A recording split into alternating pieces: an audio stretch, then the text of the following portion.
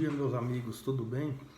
Hoje eu quero trazer um tema relevante, importante e que não é tão complexo, mas é muito característico de determinado instituto.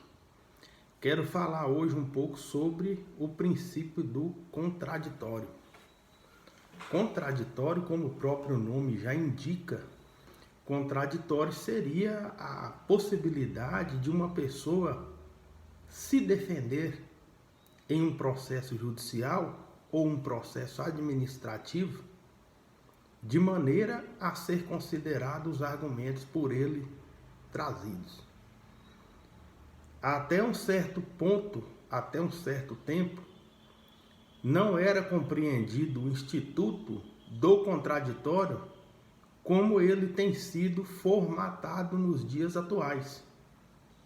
O contraditório era meramente formal, um contraditório de fachada, ou seja, um contraditório que não era capaz de suprir todas as necessidades de um devido processo legal. Então, assim, já na Constituição de 1988, há a previsão do princípio do contraditório, quando diz que aos litigantes em processo judicial ou administrativo, e aos acusados em geral, são assegurados o contraditório, ou seja, a Constituição assegura o contraditório. Mas então as pessoas perguntam o que seria, qual o limite, qual a extensão desse contraditório. Nós tivemos um código agora de 2015 que trouxe uma novidade quanto a esse contraditório, uma novidade legislativa, porque há jurisprudência e já há entendimento do Supremo Tribunal estendendo esse tipo de contraditório que existe no ordenamento jurídico, trazendo a este contraditório elementos importantes que o compõem e que traz uma formatação diferente para a sua estrutura. Então, vale a pena a gente perceber o seguinte: um artigo inovador do Código de Processo Civil é o 489, que diz quais são os elementos essenciais da sentença. Então, por esse artigo aqui, ele vai falar o seguinte, que não se considera fundamentada qualquer decisão judicial, seja ela interlocutória, sentença ou acórdão, ou seja, não só no nível dos tribunais de primeira instância, mas dos tribunais superiores também. Há inclusive a referência aos acórdãos, que na verdade são as sentenças que são prolatadas por órgão superior, não hierarquicamente, mas por órgão superior na cadeia recursal. Então, o que diz aqui, Vai ter o inciso 4 que vai falar que não se considera então fundamentada se o órgão judicial não enfrentar todos os argumentos deduzidos no processo, capazes de, pelo menos em tese, infirmar a conclusão adotada pelo julgador. Então essa palavra, esse vocábulo todo, que na verdade é um pronome, ele vai dizer, ele tem a ideia de inteireza daquilo que é exaustivo para então o órgão julgador enfrentar este julgamento, enfrentar o julgamento de acordo com os argumentos trazidos no processo. E isso aí é importante, porque as peças processuais, elas não podem ser tidas como meros ornamentos jurídicos, simplesmente, como se diz, formais, em que o juiz nem lê o que está escrito, leu mais ou menos a petição inicial, fez uma avaliação precária de provas e decide da forma com que ele bem entenda, ou muitas vezes até de forma ativista, né? Ele decide de uma forma totalmente contrária à lei,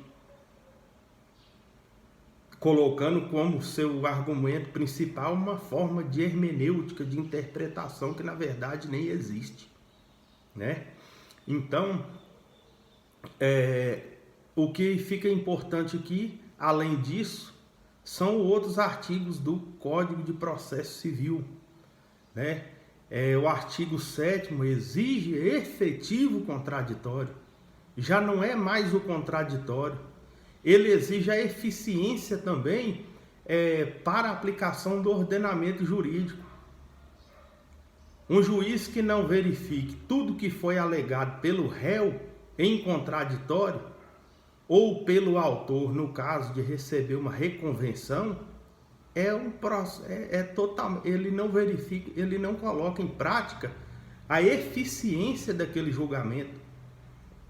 Por quê? Porque se fosse eficiente, ele teria analisado todos os argumentos. Agora, já tem o artigo 9º que fala, né, que você não pode proferir qualquer decisão contra as partes, sendo que ela seja previamente ouvida.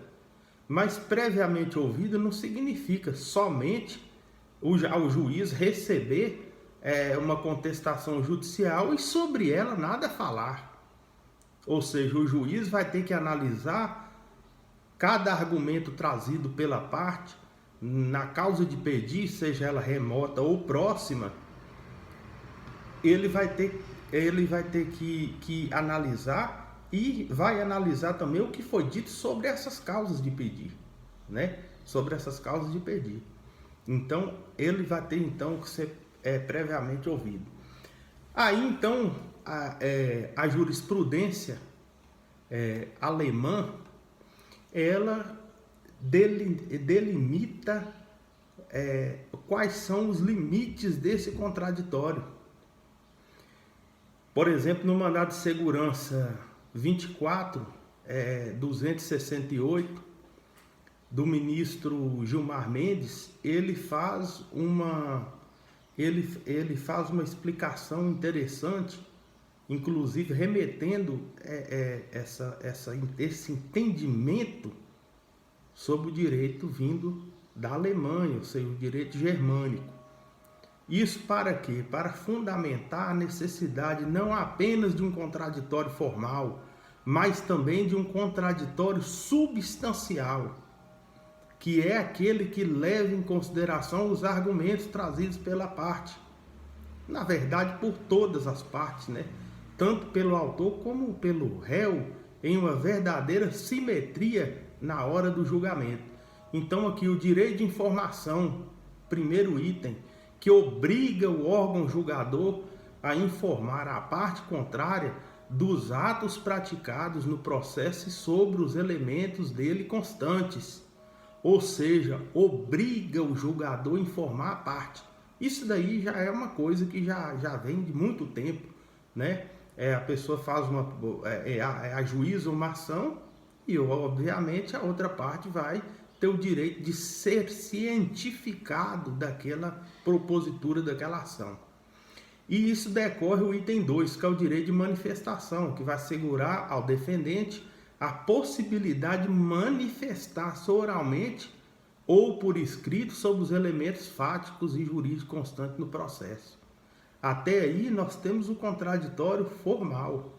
Agora, quanto ao contraditório substancial, nós temos o item 3, que é o direito de ver seus argumentos considerados, que exige do julgador capacidade, apreensão e isenção de ânimo para contemplar as razões apresentadas pela parte, né? Sobre o direito de ver os seus argumentos contemplados pelo órgão julgador, que corresponde obviamente ao dever do juiz ou da administração de a eles conferir atenção. Pode-se afirmar que envolve não só o dever de tomar conhecimento, como também o de considerar séria e detidamente as razões apresentadas. Isso fica para reflexão, para que todos possam então analisar a importância desse tema no cenário jurídico atual. Meu nome é Alexandre Simões, agradeço por assistir o vídeo.